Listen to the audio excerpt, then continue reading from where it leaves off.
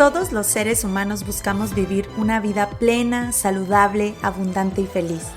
¿Te has preguntado qué es lo que te frena a conseguirla?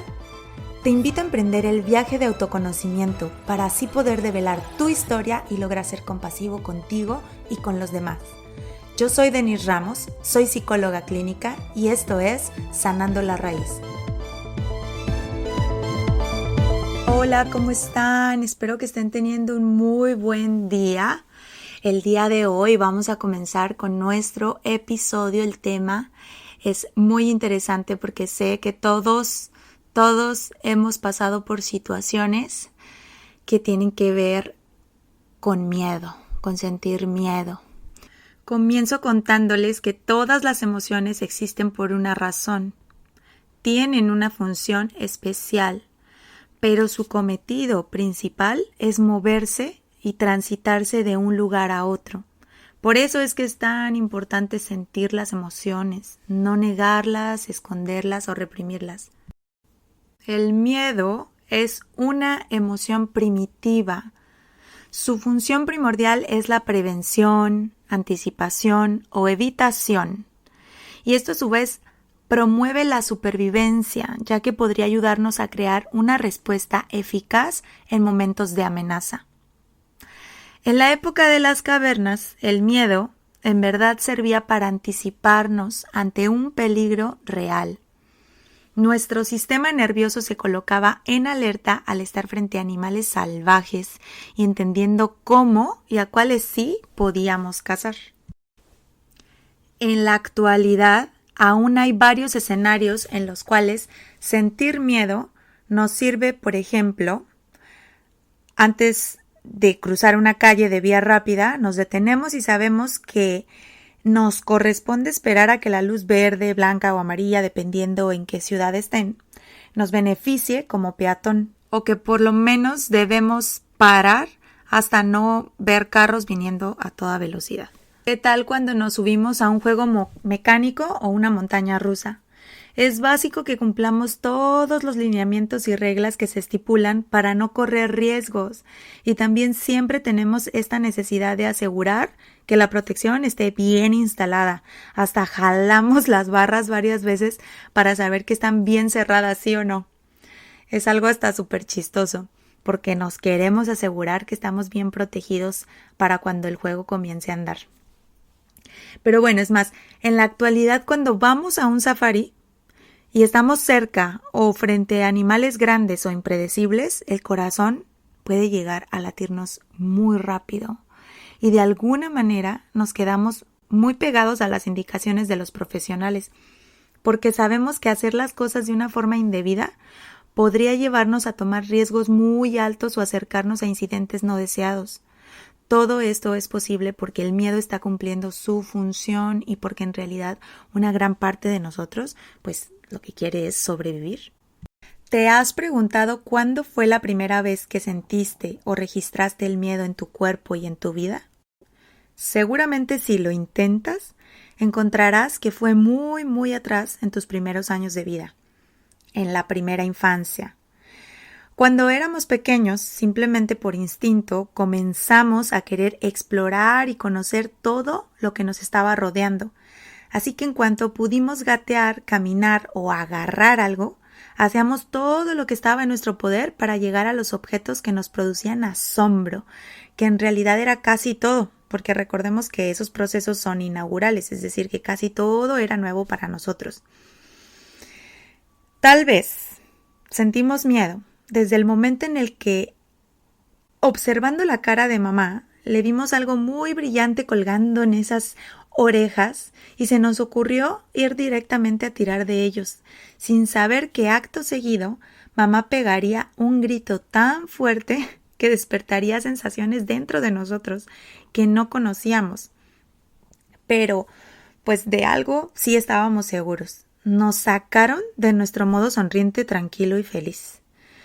Algo nos produjo una sensación de miedo, y estas emociones también pudieron aterrizar cuando tocamos por primera vez, por ejemplo, algo caliente o que estaba más caliente de lo normal, No supimos expresar de otra manera más que con llanto. Pero lo que sí sabíamos era que para la próxima vez sabríamos que cuando escuchamos esa palabra que pronunciaban los padres después de un no toques, tal vez nos haría pensarlo un poquito más. ¿Qué es lo que pasa cuando a un niño que han estado cuidando mucho al dar sus primeros pasos se resbala o simplemente se cae? El impulso primario del cuidador es un ¡ah! ¡Ay!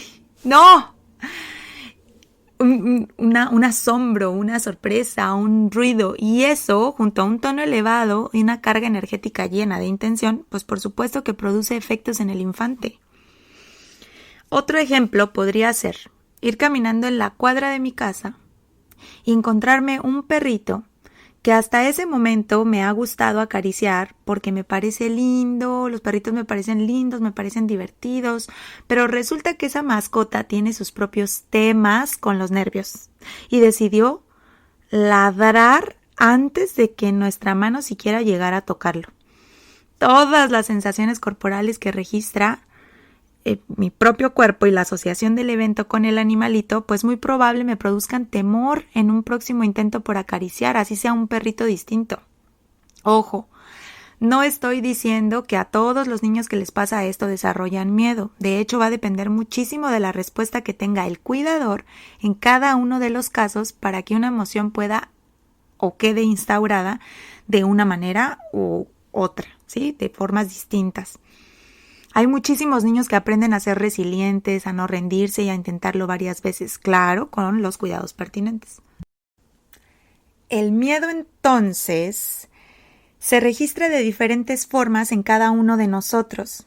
Hay miedos mucho más generalizados como temerle a las alturas, al fuego muy cerca del cuerpo, al agua profunda, a los animales que conocemos y sabemos que son salvajes o peligrosos. Además del miedo a la muerte, a la enfermedad, sufrimiento, ya sea de nosotros mismos o de un ser querido.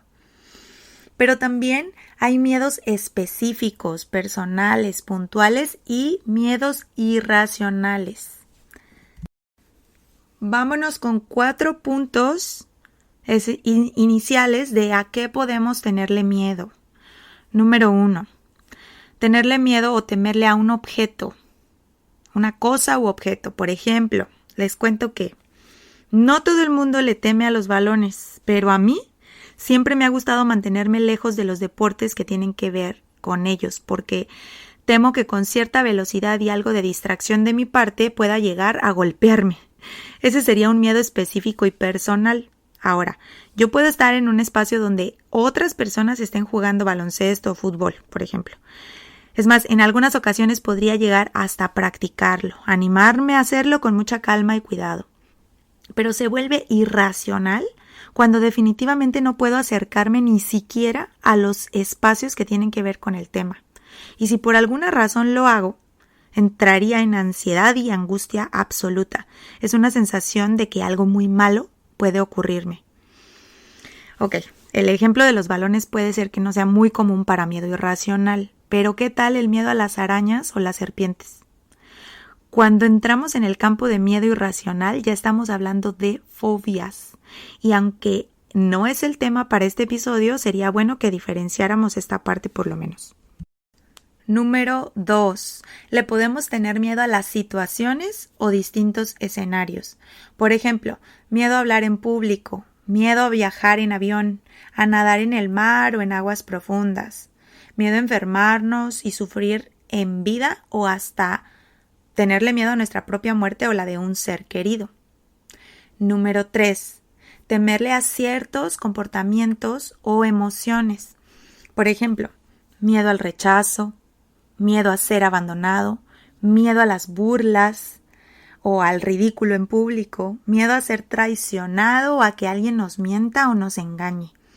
Estos últimos mencionados suelen ser procesos sub o inconscientes. A veces cuesta más trabajo identificarlos porque también pueden estar siendo velados por resistencias. De esto les hablaba en el capítulo número 1. Tener miedo a ser criticado, juzgado, relegado, temor a no sentirnos incluidos en un grupo social pueden ser ejemplos de este miedo a comportamiento o emociones. Y número 4, los muy conocidos miedos animales. Pueden ser a insectos, serpientes, a un tigre, un león, pero esto, como ya les había dicho, pues puede pasar de un miedo leve a convertirse en algo irracional y su nivel suba al máximo, al punto en el que nos sentimos demasiado angustiados con solo escuchar la palabra que nos genera ese nerviosismo.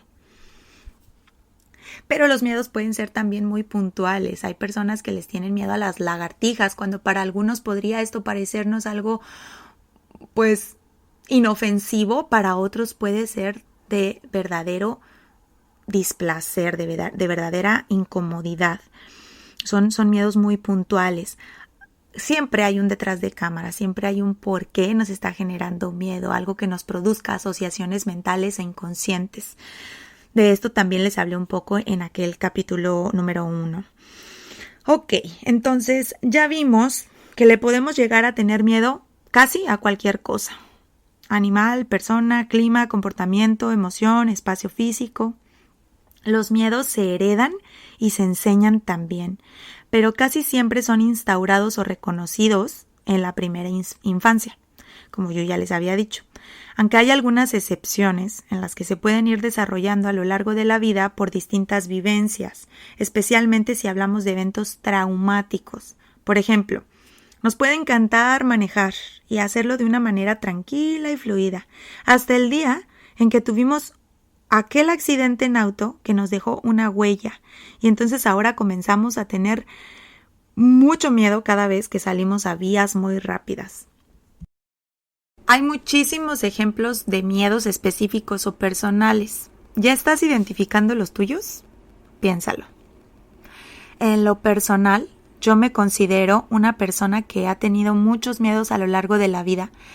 Yo le tenía mucho miedo al dolor físico, a enfermarme o a caerme, lastimarme, ya sea practicando alguna actividad o deporte. Es por eso que yo prefería evitarlas. Conforme más pasaban los años, me di cuenta de que lo que verdaderamente yo temía era equivocarme, hacer las cosas mal o que simplemente salieran de una forma en la que yo no esperaba. La sensación de control me hacía tener la falsa percepción de que todo estaría bien y que así se quedaría para siempre. Creía que quedarme de alguna manera sin tomar riesgos me ayudaría a evitar esas cosas que me causaban miedo, pero definitivamente era todo lo contrario. Yo les cuento otro ejemplo mío. Le tenía miedo intenso al agua profunda. Mi corazón latía a toda velocidad apenas mis pies no pudieran tocar el piso de la alberca o piscina o la arena en el mar. De esta vivencia en particular, sí recuerdo en dónde se originó. Cuando yo estaba pequeña, trataba de evitar el peligro, generalmente, pero aún así me gustaba divertirme. Una vez fuimos a un sitio donde había muchos toboganes y mi hermano me incitó a subirme a uno que era súper grande y me dijo, no te preocupes, yo iré detrás de ti.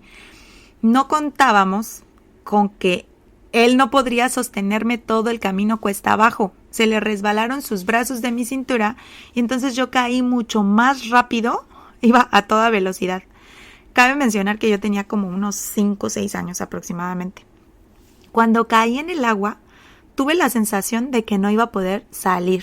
Tragué agua, me estaba revolcando por debajo sin haber aprendido a cómo ir a la superficie. Y por si fuera poco, mi hermano cayó enseguida de mí, golpeando mi cara con su pie y volvió a sumergirme. Yo sé que esto de hecho ahorita suena muy divertido y chistoso, pero créanme que en ese preciso instante fue muy angustiante para mí. Con el transcurso de los años, también tuve una gran asociación de por qué le temía tanto al agua, y era porque yo relacionaba la profundidad con el riesgo de ahogo, y este simbolismo era uno de los más fuertes para mí. Ahogarme, no poder respirar, esa desesperación e impotencia por no poder hacer nada, por más que intentas. ¿Dónde más la había sentido? Pues, ¿qué creen? Desde el vientre de mi madre. Cuando yo iba a nacer, a mi madre ya se le había roto la fuente y aún así estuvo como 8 horas en labor de parto.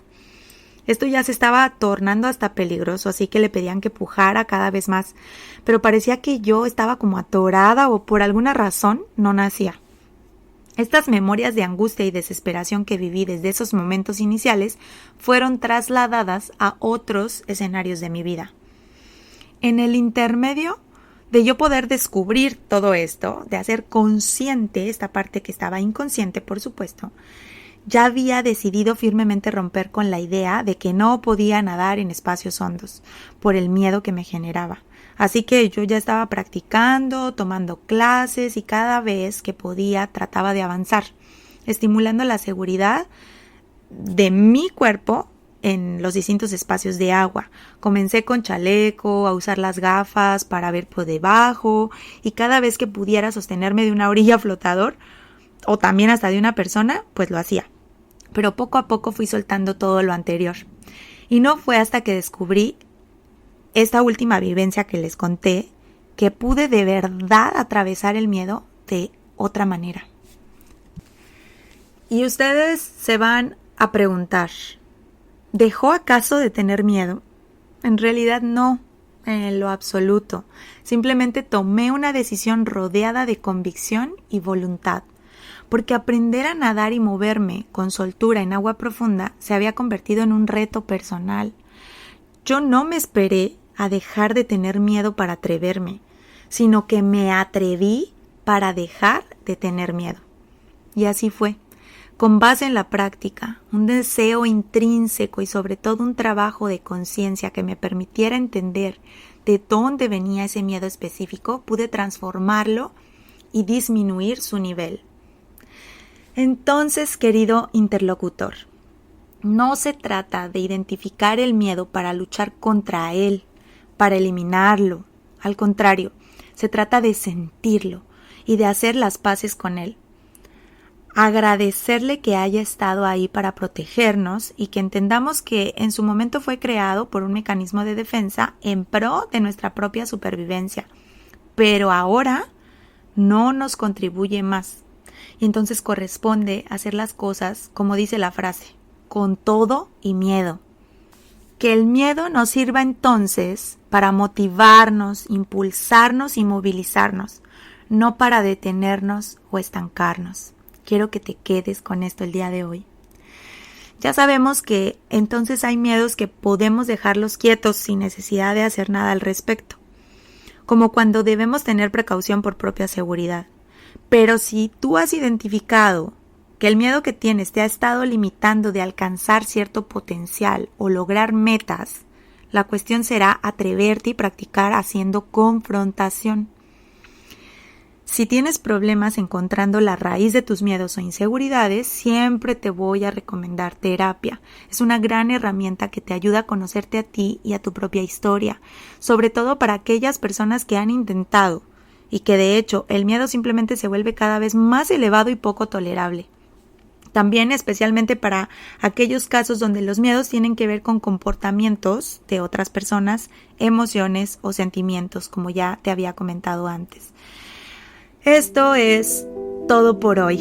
Recuerda que me encanta leerte, escríbeme mensajes directos en Instagram a sanando.desde.larraíz o al correo denisramosp@gmail.com. Te dejo todos mis datos específicos para que sepas cómo escribirlos en la descripción del podcast. Cuéntame por favor cuáles son tus miedos y qué has hecho para lidiar con ellos. Nos vemos la próxima semana. Te mando un beso y un abrazo muy grande. Gracias por haber estado aquí escuchando Sanando la Raíz.